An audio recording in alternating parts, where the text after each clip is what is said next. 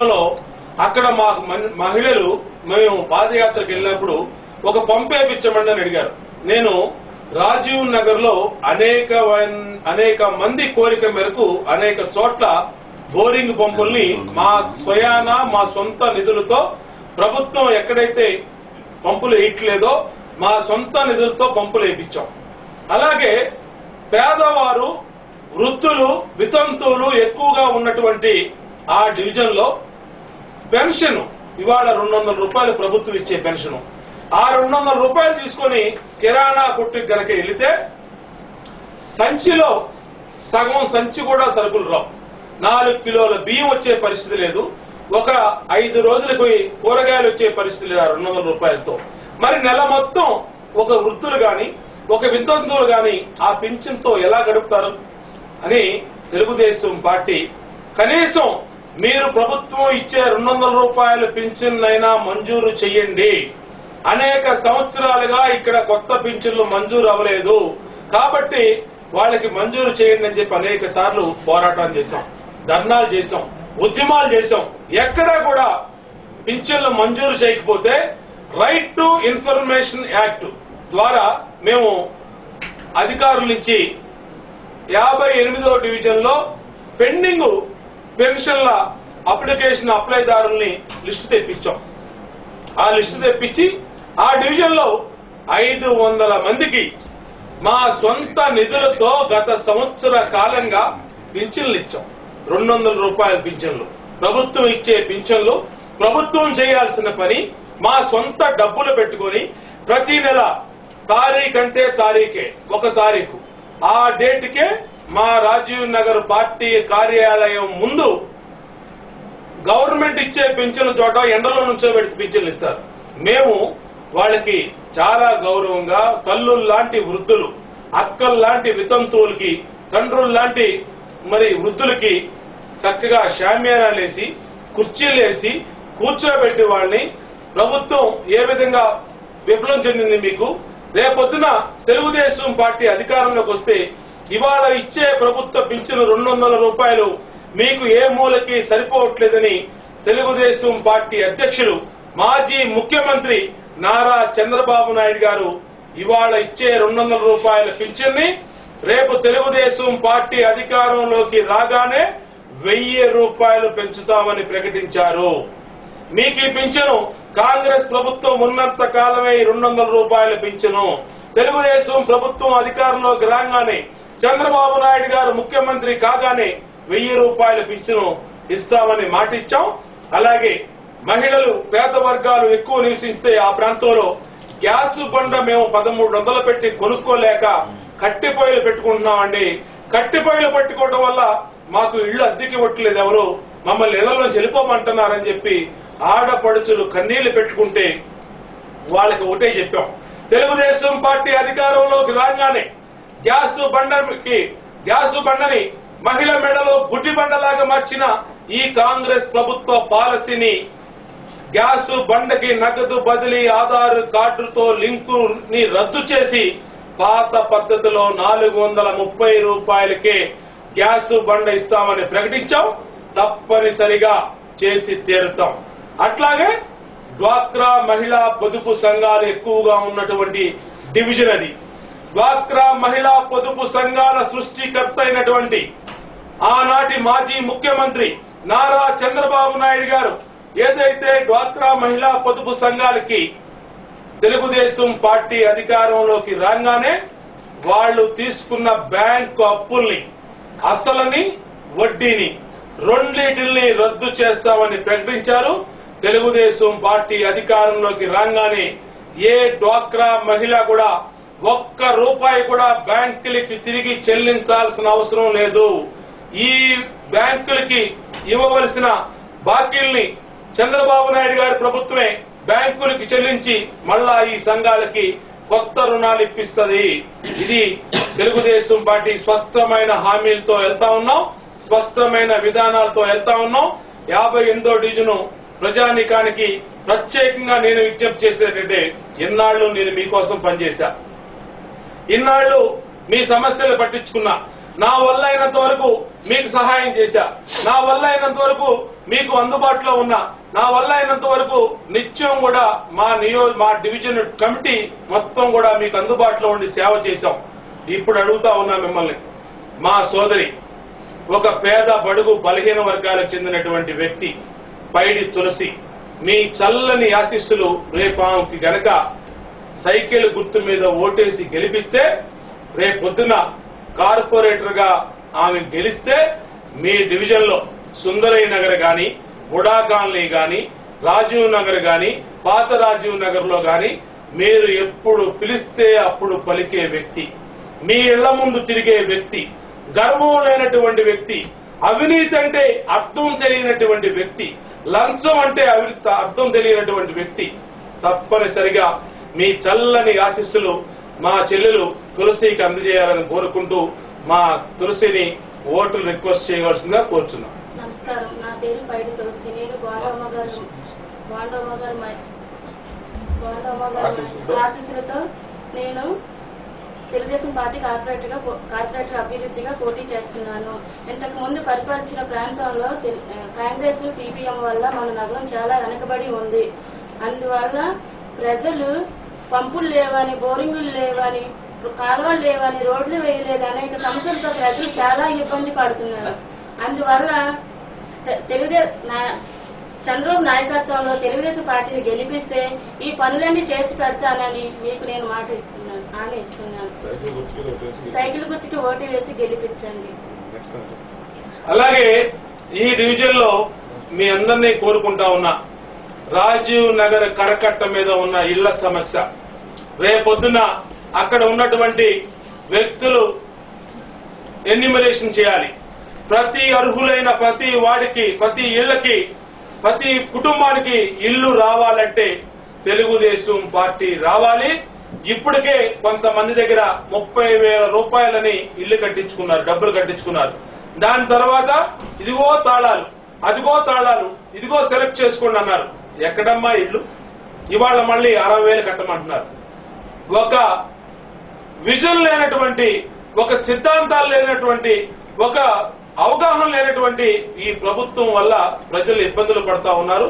కాబట్టి తప్పనిసరిగా మీ చల్లని ఆశీస్సులు 58వ డివిజన్ లో పోటీ చేస్తున్నటువంటి పైడి తులసికి మీ చల్లని ఆశీస్సులు అందిస్తూ సైకిల్ గుర్తు మీద ఓటేసి గెలిపించండి. నిత్యం మీ అందుబాటులో ఉంటూ, మీ ఇంట్లో ఒక వ్యక్తిగా, మీ కుటుంబంలో ఒక సభ్యురాలుగా, మీ చెల్లిగా, మీ కూతురుగా, మీ అమ్మాయిగా అక్కడ నిత్యం తిరుగుతూ ఆ సమస్యల పరిష్కారానికి నిత్యం కూడా తిరుగుతుంటుందని చెప్పి నేను హామీ ఇస్తా ఉన్నాను. తప్పనిసరిగా ప్రజలకి సేవ చేసే తెలుగుదేశం పార్టీని ఆదరించాల్సిందిగా కోరుకుంటా ఉన్నా. ఇప్పుడు తెలుగుదేశం నుంచి మరొక అభ్యర్థిగా, కార్పొరేటర్ అభ్యర్థిగా పోటీ చేస్తున్న వాళ్ళ తరపు నుంచి 51 డివిజన్ తరపు నుంచి ఆకుల దుర్గా భవాని గారు రాబోతున్నారు. దుర్గా భవాని గారు 51వ డివిజన్ అయోధ్య నగర్. ఇక్కడ ఈ ప్రాంతంలో చాలా సమస్యలు ఉన్నాయి. ఈ డివిజన్ రిజర్వేషన్ అయింది, ఎస్సీ రిజర్వేషన్. మా సోదరి దుర్గా భవాని చదువులో ఎంఎస్సి చేసింది, ఎంఎస్సి చదివింది. ఎంఎస్సి మైక్రోబయాలజీ చేసి ఒక స్పష్టమైన విధానంతో ఆమె ఈ కార్పొరేటర్ అభ్యర్థిగా ఈ డివిజన్ లో పోటీ చేస్తుంది.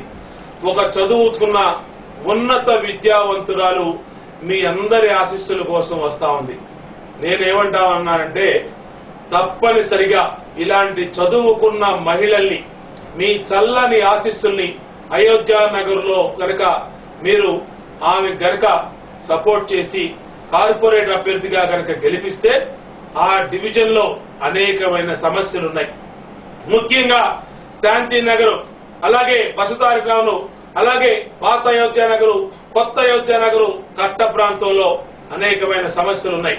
నిత్యం ఆ సమస్యల పరిష్కారానికి నిరంతరం అందుబాటులో ఉండి మీ డివిజన్ లోనే నివాసం ఉంటున్నటువంటి వ్యక్తి అభ్యర్థిని ఈవి. మిగిలిన అభ్యర్థులు బయట డివిజన్ నుంచి అక్కడికి రావటం జరిగింది. కానీ మా సోదరిమణి దుర్గా భవాని చదువుకున్న విద్యావంతురాలైనటువంటి ఆమె తప్పనిసరిగా నిస్వార్థంతో స్వచ్ఛమైన పాలన అందిస్తుంది, స్వచ్ఛమైన సేవలను అందించే ఆమెని మీ అమూల్యమైన ఓటు సైకిల్ గుర్తు మీద వేసి మీ చల్లని ఆశీస్సులు ఆమె గనక ఇస్తే డివిజన్ లోని పలు సమస్యల మీద దృష్టి పెట్టి ఆ సమస్యల పరిష్కారానికి నిరంతరం కూడా కృషి చేస్తూ అధికారులతో ధైర్యంగా మాట్లాడగలిగినటువంటి చదువుకున్న వ్యక్తి, విద్యావంతురాలు కాబట్టి కమిషనర్ తో గాని రేపొద్దున మిగిలిన అధికారులతో గాని ఒక రెవెన్యూ ఎంఆర్ఓతో గాని ఒక పోలీస్ స్టేషన్ లో గాని అన్ని రకాలుగా ధైర్యంగా ఆమె మాట్లాడగలిగినటువంటి వ్యక్తి కాబట్టి చదువుకున్న వ్యక్తుల్ని మీ చల్లని ఆశీస్సులు అందించాలని కూడా కోరుకుంటూ ఇప్పుడు మా సోదరిమణి దుర్గా భవానిని ప్రజల్ని పరిచయం చేసుకోవాల్సిందిగా కోరుచున్నాను. నమస్కారం అండి, నా పేరు కె దుర్గా భవాని. నేను 51 డివిజన్ నుండి టీడీపీ పార్టీ తరఫున పోటీ చేస్తున్నాను. ముందుగా నేను చంద్రబాబు నాయుడు గారికి కృతజ్ఞతలు తెలపాలనుకుంటున్నాను. ఎందుకంటే మగవాళ్ళతో పాటు సమానంగా లేడీస్ కూడా రాజకీయాల్లో 50% రిజర్వేషన్ ఇస్తున్నారు. అంతేకాకుండా మా 51 డివిజన్ ఇప్పుడు ప్రజెంట్ జనరల్ ఎస్సీకి వచ్చింది. అయినా కానీ ఎటువంటి పొలిటికల్ ఎక్స్పీరియన్స్ లేని నన్ను ఉమెన్ ని సెలెక్ట్ చేసుకున్నందుకు బోండా ఉమా సార్కి నా కృతజ్ఞతలు. అలాగే నన్ను రికమెండ్ చేసినందుకు మా 51 డివిజన్ అధ్యక్షుడు రామ్మోహన్ రావు గారికి నా కృతజ్ఞతలు. నాకు పొలిటికల్ ఎక్స్పీరియన్స్ లేకపోయినా పొలిటికల్ స్ట్రక్చర్ గురించి కానీ అడ్మినిస్ట్రేషన్ గురించి కానీ ఒక అవేర్నెస్ ఉంది. కాబట్టి మా డివిజన్ పెద్దలందరితో సంప్రదించి వారి సహాయ సహకారాలతో పార్టీ విధి విధానాలను అనుసరించి మీకు ఎప్పుడూ అందుబాటులో ఉంటానని, అలాగే మా డివిజన్ అభివృద్ధికి నా వంతు కృషి నేను చేస్తానని నేను హామీ ఇస్తున్నాను. ప్లీజ్ నాకు ఓటు వేయండి. సైకిల్ గుర్తుకే వచ్చింది. ఇలాంటి వ్యక్తుల్ని ఎన్నుకోవటం వల్ల డివిజన్ అభివృద్ధికి నిస్వార్థంగా పనిచేసే అవకాశం ఉంటుంది. ఒక చదువుకున్న వ్యక్తి రేపొద్దున మున్సిపల్ అడ్మినిస్ట్రేషన్ బుక్స్ ఇచ్చినా దానిలోంచి రూల్స్ ఇచ్చినా అలాగే వాళ్ళకి చాలా ఈజీగా చదువుకునే అవగాహన ఉంటుంది. అలాగే ఏదన్నా మేము ట్రైనింగ్ క్లాసుల్లో వాళ్ళకి కార్పొరేషన్ విధి విధానాల మీద గాని డివిజన్ అభివృద్ధికి చేయాల్సిన విధానం గాని డివిజన్ అభివృద్ధికి ఫండ్స్ తేవాల్సిన విధంగా గాని రోడ్లు గాని నిధులు గాని శాంక్షన్ చేసుకునే విషయంలో గాని వాళ్ళకి అవగాహన ఉంటుంది. కాబట్టి చదువుకున్న వ్యక్తులు ఎక్కువ ఉన్నటువంటి ఆ డివిజన్ లో విద్యార్థికులు ఉద్యోగులు ఉన్నత మేధావి వర్గం ఉన్నటువంటి ఆ డివిజన్ మొత్తాన్ని కూడా ఆ డివిజన్ ప్రజానీకాన్ని నేను చేతులెత్తి నమస్కరించి కోరేది ఏంటంటే ఇలాంటి ఉన్నతమైన భావాలు కలిగిన చదువుకున్న వ్యక్తులకి మీరు అవకాశం ఇస్తే ఆ డివిజన్ అభివృద్ధికి నిరంతరం కూడా స్వచ్ఛంగా సమర్థవంతంగా ఏమి ఆశించకుండా పనిచేసే అవకాశం ఉంటుంది. కాబట్టి మరి మా అభ్యర్థిని దుర్గా భవానికి సైకిల్ గుర్తు మీద ఓటేసి గెలిపించవలసిందిగా 51వ డివిజన్ మేధావులకి ప్రజలకి సోదర సోదరీమణులకి పెద్దలకి చదువుకున్నటువంటి విద్యార్థులకి ఉన్నత ఉద్యోగాలు చేస్తున్నటువంటి ప్రజలకి అందరూ కూడా కోరుకుంటూ తప్పనిసరిగా మీ ఆశీస్సులు 51వ డివిజన్ లో తెలుగుదేశం పార్టీ అభ్యర్థి దుర్గా భవానికి ఉంటాయని కూడా కోరుకుంటూ మరి ఇప్పుడు ఇంకొక 45వ డివిజన్ నుంచి ఆత్కూరి రవికుమార్ గారు రాబోతున్నారు. కార్పొరేట్ అభ్యర్థిగా పోటీ చేశారు. ఇక్కడ 45వ డివిజన్ మధురానగర్ ప్రాంతంలో చాలా సమస్యలు ఉన్నాయి. పప్పుల మిల్లు సెంటర్ గాని అలాగే కాలువగట్టు వాసులకు గాని మధురానగర్ లో ముఖ్యంగా ఆ రైల్వే గేటు దిగినాక ఆ కనెక్టింగ్ బ్రిడ్జి నిర్మాణం ఎప్పుడో ప్రారంభించి ఆ మధురానగర్ బ్రిడ్జి పూర్తవకపోవడం వల్ల ఎక్కడికైనా అటే బయటికి వెళ్లాలంటే చుట్టూ తిరిగి వెళ్ళటం అనేకమైన సమస్యలు ఉన్నాయి, స్థానిక సమస్యలు. కానీ లోపల కాలనీస్ కూడా వెనకాల ఎక్కడో చాలా ఆ సమస్యలు ఏ సమస్య వచ్చినా ముఖ్యంగా రోడ్లు గాని లైట్లు గాని నీళ్లు గాని అక్కడ పింఛన్లు గాని అలాగే తెల్ల రేషన్ కార్డులు గాని అనేకమైన సమస్యలు ఉన్నటువంటి ఈ సమయంలో ఒక మంచి వ్యక్తి డివిజన్ పార్టీ అధ్యక్షుడిగా పనిచేస్తూ గతంలో టీఎన్టీయూసీ కార్మిక వర్గానికి ఆయన ప్రధాన కార్యదర్శిగా పనిచేసి ఒక సక్సెస్ఫుల్ పర్సన్ గా ఒక రాజకీయ అవగాహన ఉన్నటువంటి వ్యక్తిగా నిత్యం ప్రజల్లో ఉండి ఏదైనా తన జోబులో రూపాయితో 10 మందికి సేవ చేశాడు. ఇన్నాళ్లు ఏ అధికారం లేకముందే రేపొద్దున మీ డివిజన్ లో కార్పొరేటర్ అభ్యర్థిగా ఆయన ఎన్నికైతే అవసరమైతే తన జోబులో డబ్బులు ఖర్చు పెట్టి మీకు ప్రజలకు సేవ చేస్తాడు గాని మీ జోబుల వైపు చూసే మనస్తత్వం మా అభ్యర్థి ఆత్కూరి రవికుమార్ కి లేదు. కాబట్టి తప్పనిసరిగా మీ చల్లని ఆశీస్సులు మా ఆత్కూరి రవికుమార్ గారికి ఇస్తే ఆ డివిజన్ లో కూడా పింఛన్లు ఇచ్చాం. ఆ డివిజన్ లో కూడా అనేక సమస్యల మీద స్పందించాం. అనేక మందికి మేము అనేక రకాలుగా పనిచేసి పెట్టడం జరిగింది. మేము కోరేది ఏంటంటే మీ చల్లని ఆశీస్సులు, సమర్థవంతమైన పార్టీ తెలుగుదేశం పార్టీ.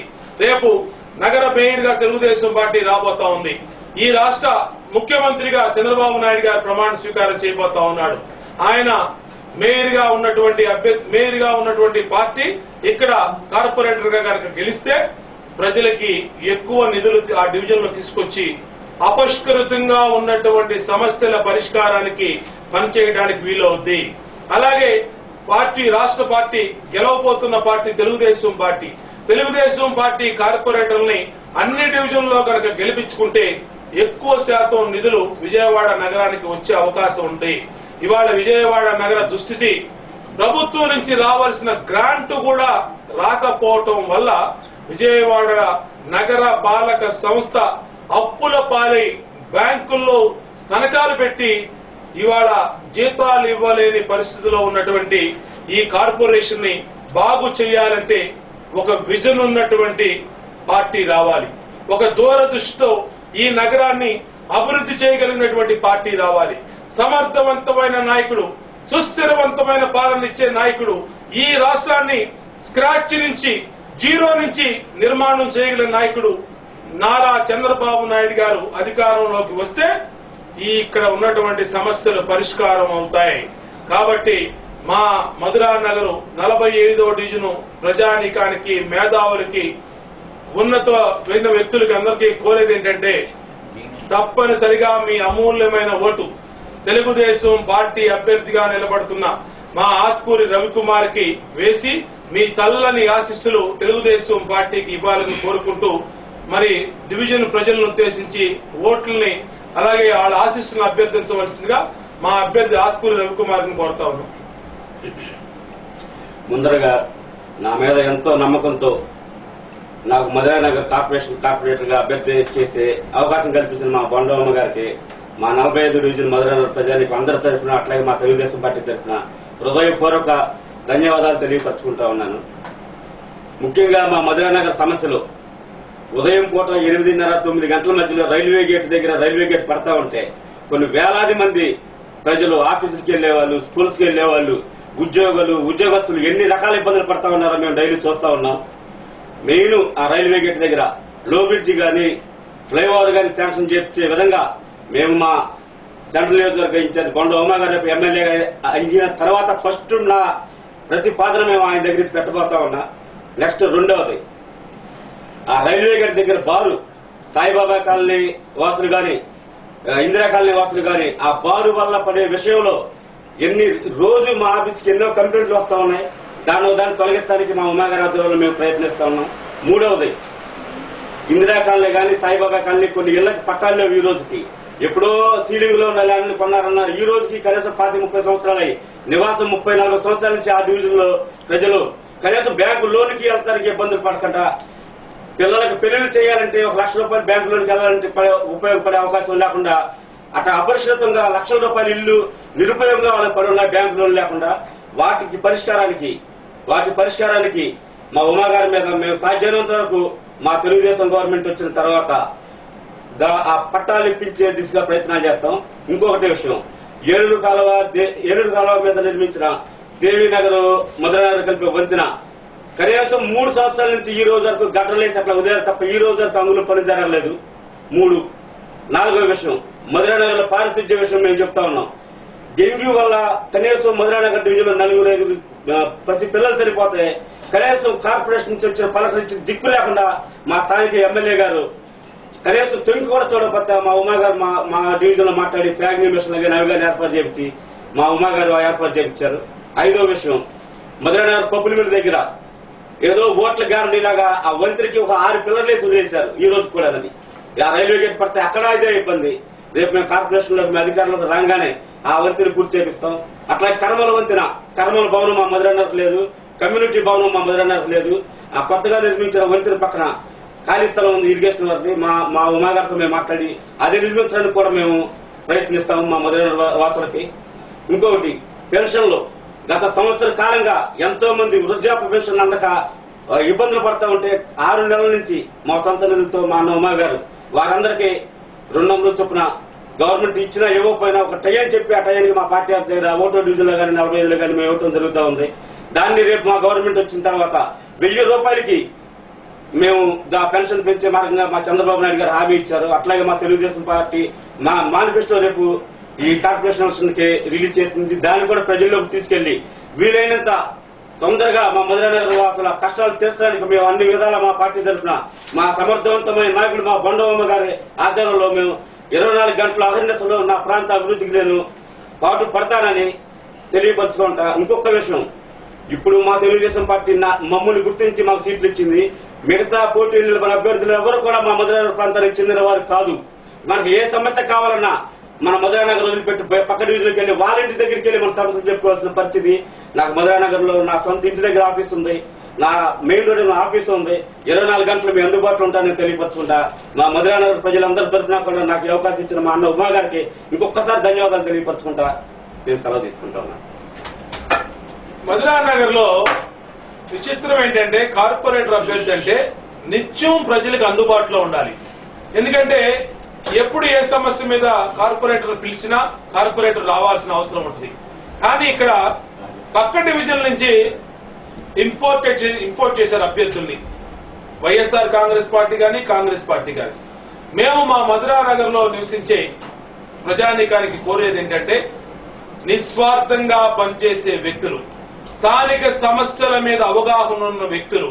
రేపొద్దున అక్కడ కనెక్టింగ్ బ్రిడ్జ్ రావాలన్నా, అక్కడే రైల్వే పట్టాల మీద ఆర్ఓబి గాని ఆర్యూబి గాని నిర్మించాలన్నా, ముఖ్యంగా మధురానగర్ పప్పుల మిల్ సెంటర్ లో గాని మధురానగర్ మెయిన్ రోడ్డు మీద గాని 2 వైపులా గేట్లు ఉండటం వల్ల ప్రజలు చాలా ఇబ్బందులు పడతా ఉన్నారు. ట్రాఫిక్ సమస్యలు, ఉద్యోగస్తులు, విద్యార్థినులు ఇబ్బందులు పాలవుతా ఉన్నారు. ఇలాంటి సమస్యల మీద అట్లాగే అక్కడ అడ్డగోలుగా బార్ లైసెన్సుల్ని మహిళలకి ప్రజలకి ఇబ్బందులు ఉన్నా మరి ఎవరో పట్టించుకున్నటువంటి ప్రభుత్వానికి బుద్ధి చెప్పాలన్నా, ఇటువంటి అక్రమాలు, అన్యాయాలు, అవినీతిని అరికట్టాలన్నా ఈసారి మీ అందరూ కూడా మీ చల్లని ఆశీస్సులు మా డివిజన్ పార్టీ అభ్యర్థిగా పోటీ చేస్తున్న ఆత్కూరి రవికుమార్ గారికి మీ చల్లని ఆశీస్సులు తెలుగుదేశం పార్టీ అభ్యర్థిగా సైకిల్ గుర్తు మీద ఓటేసి అఖండమైన మెజార్టీతో గెలిపించవలసిందిగా ప్రార్థిస్తున్నా. అదేవిధంగా ఇప్పుడు తెలుగుదేశం పార్టీ తరఫున కార్పొరేట్ అభ్యర్థిగా పోటీ చేస్తున్న తరఫు నుంచి 56వ డివిజన్ తరఫు నుంచి భూగత ఉమామహేశ్వరి గారు. ఇక్కడ వాంబే కాలనీ అంటే సమస్యల కాలనీ. వాంబే కాలనీలో అనేకమైన సమస్యలు ఉన్నాయి. 8 బ్లాకులు, బ్లాకుకి ఒక సమస్య ఉంది. అపార్ట్మెంట్లు కట్టారు, తాంబూలం ఇచ్చాం తన్నుకు చావండి అన్న చందాన అక్కడ అపార్ట్మెంట్లు కట్టారు.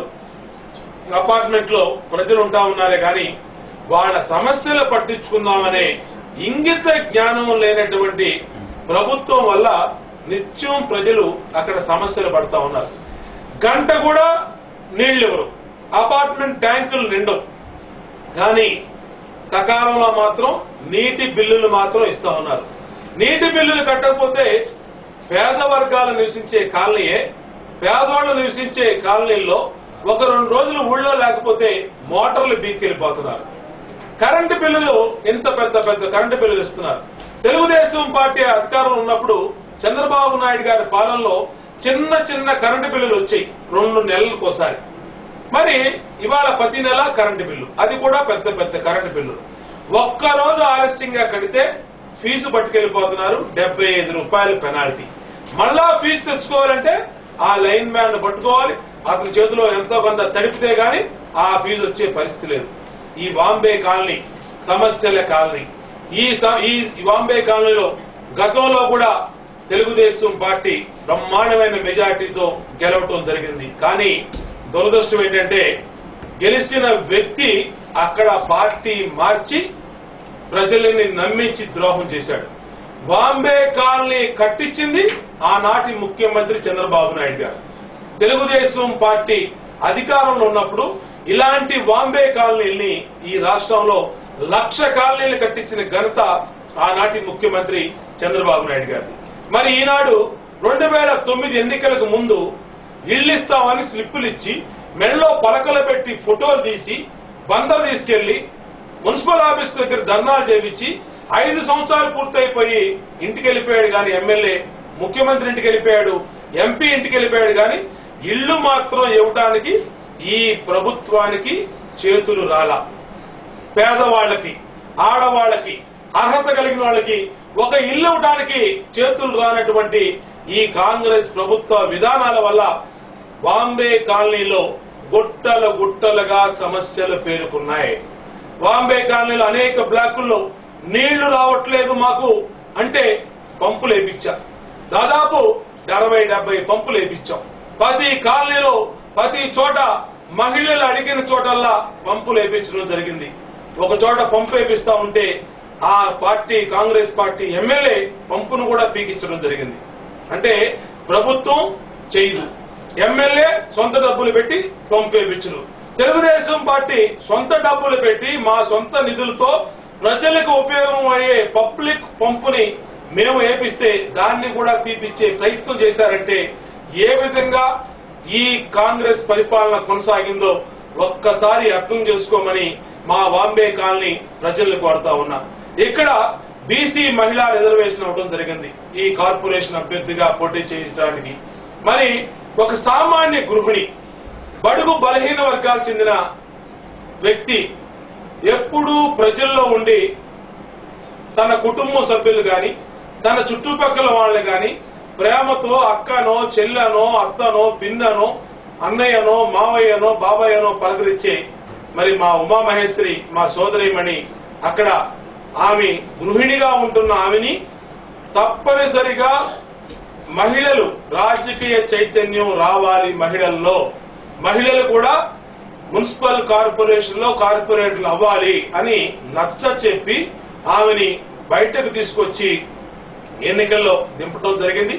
రేపు డివిజన్ లో సమస్యలు పరిష్కరించాలన్నా, డివిజన్ లోని నీటి సమస్య గాని, అపార్ట్మెంట్ల నీటి సమస్య గాని, తాగునీరు సమస్య గాని, అట్లాగే ఎక్కువగా వృద్ధులు, వితంతువులు ఉన్న ఈ డివిజన్ లో ప్రతి ఒక్కరికి మేము కూడా పింఛన్లు ఇచ్చాం. అలాగే రేపొద్దున అధికారంలోకి రాగానే ఇవాళ ఇచ్చే 200 రూపాయల పింఛన్ని 1000 రూపాయలు చేస్తామని తెలుగుదేశం పార్టీ ప్రకటించింది.